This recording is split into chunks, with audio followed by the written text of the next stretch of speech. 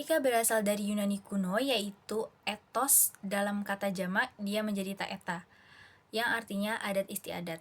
Etika berkaitan dengan kebiasaan hidup yang baik, baik pada diri seseorang maupun pada suatu masyarakat. Kata etik berasal dari bahasa Inggris yang mempunyai akar epistemologis yang menarik.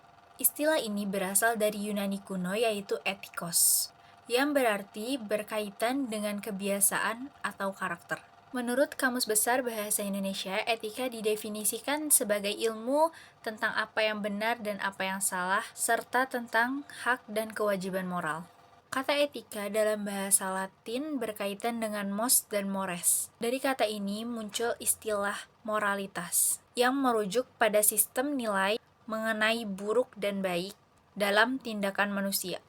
Dalam bahasa Arab, istilah yang paling dekat dengan etika adalah adab. Istilah ini mencakup tentang tata ramah, moralitas, dan perilaku yang baik. Kesimpulan dari asal kata dan istilah, etika bukan hanya soal tahu baik dan buruk, tetapi juga memilih untuk melakukan yang baik demi kehidupan harmonis dan bermartabat.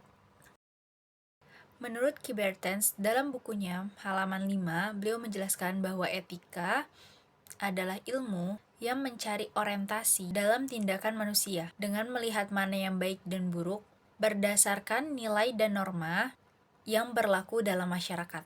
Menurut Frans Magnus Susaneo, dalam bukunya pada halaman 15 beliau menjelaskan, etika adalah refleksi kritis dan rasional mengenai moralitas, yaitu mengenai segala sesuatu yang berkaitan dengan kebiasaan, tindakan, dan sikap manusia yang dipandang baik atau buruk.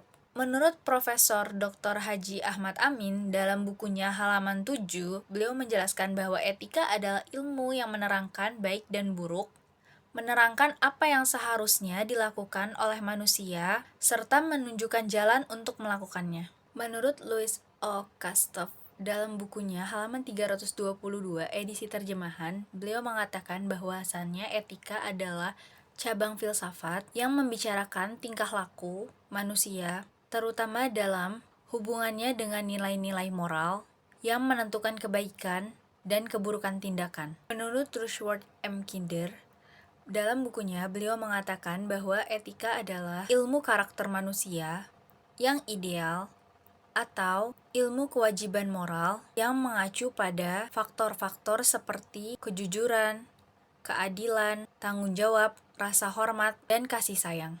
Kesimpulannya adalah para ahli sepakat bahwa etika adalah disiplin yang mempelajari, menilai, dan membimbing perilaku manusia agar sesuai dengan nilai-nilai moral yang baik.